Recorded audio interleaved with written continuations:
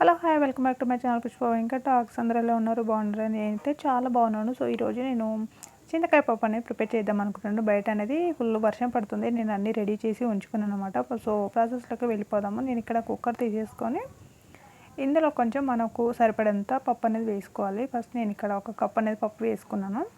ఇది 2-3 టైమ్స్ అనేది బాగా కడిగేసిన తర్వాత ఇందులో మనకు సరిపడినంత వాటర్ అనేది వేసుకోవాలి. లేకపోతే ఎక్కువ వాటర్ అనేది వేసుకుంటే వాటర్ అంతా బయటకు వచ్చేస్తుంది అనమాట. అందుకోసమే మనం విజిల్ పెట్టినా ఫస్ట్ ఇది ఈవెన్గా నేను స్ప్రెడ్ చేసుకొని పచ్చిమిర్చి అనేది తీసుకున్నాను. ఇలా ఫ్రెష్గా పచ్చిమిర్చి చాలా కలర్ఫుల్గా కనిపిస్తుంది కదా. ఇలా పచ్చిమిర్చి ఉంటే మాత్రం ఏ కర్రీ అయినా చేసుకోవాలని ఇష్టంగా తినాలనిపిస్తుంది. బట్ నేను ఇక్కడ అదే చేస్తున్నాను.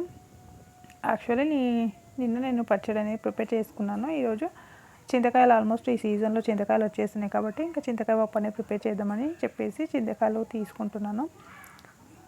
చింతకాయలు పక్కకు పెట్టేసి నేను ఇక్కడ టమాటా పచ్చిమిర్చి మాత్రం ఇందులో యాడ్ చేసేసుకుంటున్నాను అన్నమాట. టమాటోస్ కూడా చిన్న ముక్కలుగా ఇలా చిన్న ముక్కలు కాకుండా ఇలా ఒక 2-3 పీసెస్ అలా చేసుకొని టమాటా వేసుకొని కొంచెం పసుపు కొంచెం ఆయిల్ అనేది వేసుకుంటే మనకు పొంగు అనేది బయటికి రాకుండా ఉంటుంది. కుక్కర్ పెట్టేసుకున్నాను. నేను ఇక్కడ చింతకాయలు అనేవి చూపిస్తున్నాను కదా, ఇవి చిన్నగా ఉన్నాయి చింతకాయలు, అందుకోసం నేను పప్పులో వేయలేదు. కొంచెం పెద్దగా విత్తనాలు వచ్చినవి ఉంటే పప్పులో వేసుకుంటే మనం ఈజీగా తీసి రసం అనేది బయటకు తీయచ్చు. సో ఇవి అంత గింజ పట్టి లేదు కాబట్టి ఈ చింతకాయలు అనేది నేను సపరేట్గా ఉడకబెట్టేద్దామని చెప్పేసి ఇవి అన్నీ కడిగేస్తున్నాను. ఇలా వేసుకుంటే మనం తిన్నప్పుడు మనకు పంటి కిందకి ఇలా దీని పొట్టు అనేది రాకుండా ఉంటుంది. నేను ఒక 5-6 విజిల్స్ వచ్చాక ఇది పక్కన పెట్టేసుకొని మళ్ళీ స్టవ్ అనేది ఆన్ చేసుకున్నాను. స్టవ్ అనేది ఆన్ చేసుకొని చింతకాయలు అనేది ఇందులో యాడ్ చేసుకొని నేను ఉడికించుకుంటున్నాను. ఇలా ఉడికించుకుంటే ఈ పొట్టు అనేది మనకు రాకుండా ఓన్లీ రసమే తీసుకోవచ్చు. పప్పు అనేది బాగా కుక్ అయిపోయింది కాబట్టి ఒక 5-6 పెట్టేస్తే ఇలా బాగా కుక్ అయిపోతుంది.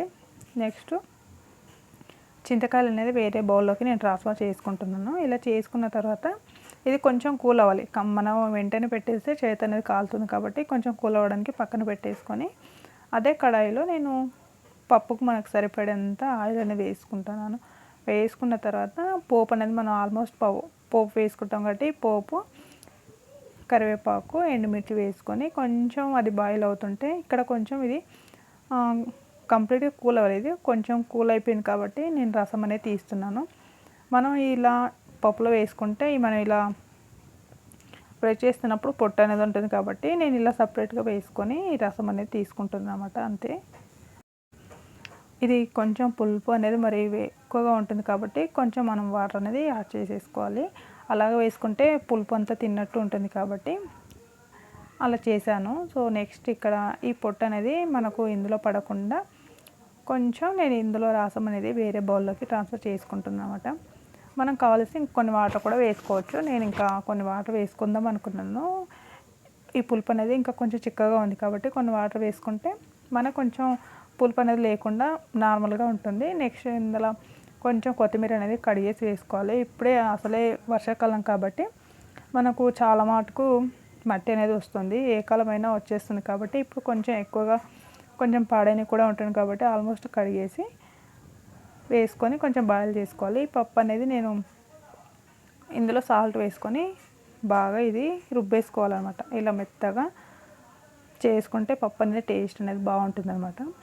ఇది మొత్తం బాయిల్ అయిపోయింది, బాగా బాయిల్ అయింది కాబట్టి ఇందులో మనము బాగా మిక్స్ చేసుకున్న పప్పు అనేది ఇందులో ట్రాన్స్ఫర్ చేసుకుంటే సరిపోతుంది. నేను ఇక్కడ అదే చేశాను. కొంచెం వాటర్ వేసి మనం నెక్స్ట్ ఇందులో కూడా యాడ్ చేసేసుకోవచ్చు. సో టోటల్గా కమ్మని చింతకాయల పప్పు అనేది రెడీ అయిపోయింది. సో డెఫినెట్గా మీరు ట్రై చేయండి. ఇలా ఉందో చెప్పండి. సో ప్రజెంట్ అయితే నేను కొంచెం వర్షంలో బట్టలకు పైకి కిందికి తిరగడం వల్ల కొంచెం తడి తేవడం వల్ల మళ్ళీ డ్రెస్ అనేది చేంజ్ చేసుకొని మా పిల్లలకు స్నాక్స్ అనేది ప్రిపేర్ చేస్తున్నాను. వాళ్ళకి కొంచెం కాన్ఫ్లెక్స్ అనేది ఇద్దామని చెప్పేసి అది రెడీ చేస్తున్నాను. సో నాకు మా పిల్లలకి ఇద్దరికని తీసుకున్నాను. ఇందులో కొంచెం షుగర్ అనేది యాడ్ చేసుకుంటే టేస్ట్ అనేది బాగుంటుంది, షుగర్ లేకుండా బాగుంటుంది అనమాట. సో నేనైతే మా పిల్లలకి కొంచెం షుగర్ యాడ్ చేద్దామని అనుకున్నాను.